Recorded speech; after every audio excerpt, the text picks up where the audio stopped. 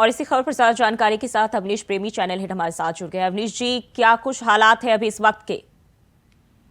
देखिए, निश्चित तौर पर हरक सिंह रावत के लिए ये बहुत बड़ी दुख भरी खबर हम कहेंगे कि जिस तरह ईडी ने उनके 16 ठिकानों पर छापेमारी की है और महत्वपूर्ण दस्तावेजों को अपने कब्जे में लिया है और उसके साथ साथ जो कंप्यूटर है, हार्ड डिस्क है, कुछ इलेक्ट्रॉनिक उपकरण है, वो भी ईडी ने अपने कब्जे में लिए हैं और 16 ठिकानों पर इकट्ठी कार्रवाई की गई है, जिसमें दिल्ली, हरिद्वार, देहरादून, चंडीगढ़ और दिल्ली के कई ठिकाने शामिल हैं। दूसरा, मैं आपको ये बता दूं कि ये पूरा मामला जमीन से जुड़ा हुआ है। इसके साथ साथ जो जब क्योंकि फॉरेस्ट मंत्री रहे हैं तो उस समय भी कई घोटाले सामने आए थे और सबसे बड़ी बात है कि कुल्लू रेंज में एक जो दीवार थी जिसको करोड़ों का घोटाला उसमें सामने आया था और कई अधिकारी उसमें सस्पेंड किए गए थे, तो उससे जुड़े हुए मामले। इसके साथ साथ इनके बेटे का मेडिकल कॉलेज है जो कि विकास नगर में है, वहां पे भी इस तरह के मामले सामने आए थे। तो घोटाले के कई मामले, तो सबसे बड़ी बात है कि जो संपत्ति है, आय से अधिक संपत्ति के मामले इसमें शामिल है और इसके अलावा कई ऐसी शिकायतें थी जिन पर ईडी ने कार्रवाई करते हुए छापेमारी की है।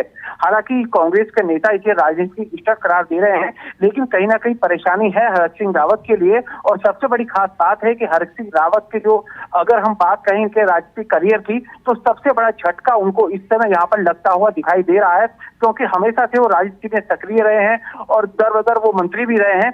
लेकिन पहली बार ऐसा रहा है कि वो सत्ता में नहीं है, सत्ता से बाहर है, विधायक नहीं है, मंत्री नहीं है और इतनी बड़ी कार्रवाई उनके खिलाफ यहाँ पर हुई है। जी, पहले भी वो कई बार मंत्री रह चुके हैं और अभी जो कार्रवाई की जा रही है किस आधार पर की गई है? आप सवाल दोहराएंगी? जी, वो पहले भी कई बार जो है मंत्री रह चुके हैं हरक सिंह रावत, और अभी जो कार्रवाई की जा रही है वो किस आधार पर की गई है? देखिए, मैंने जैसा कि आपको बताया कि जमीन से जुड़े हुए कई मामले हैं, आय से अधिक संपत्ति के मामले हैं, मेडिकल कॉलेज जो उनके बेटे का बनाया हुआ है उसमें भी कई मामले सामने आए थे और उनकी शिकायत यहाँ पर हुई थी। और खास बात यह है कि सरकारी जो सामान है, जिसमें एक जनरेटर था, वो इनके मेडिकल कॉलेज में रखा हुआ पाया गया था। तमाम ऐसी शिकायतें जिन पर आज से नहीं, करीब 3 साल से कार्रवाई चल रही थी और उसके बाद ये कार्रवाई सामने आई है कि यहाँ पर छापेमारी करनी पड़ी है ईडी को। दूसरी बात, मैं आपको ये भी बताना चाहूंगा कि हरक सिंह रावत की अक्सर में जो स्थिति है वो पार्टी में बहुत अच्छी स्थिति नहीं है। दल बदल के तमाम आरोप उनके ऊपर लगे रहे हैं। कभी वो मायावती के साथ रहे, तो कभी जनता दल में रहे, कांग्रेस में रहे, तो कभी बीजेपी में रहे, बीएसपी में रहे, यानी कि सत्ता के हिसाब से उनकी कुर्सी बदलती गई।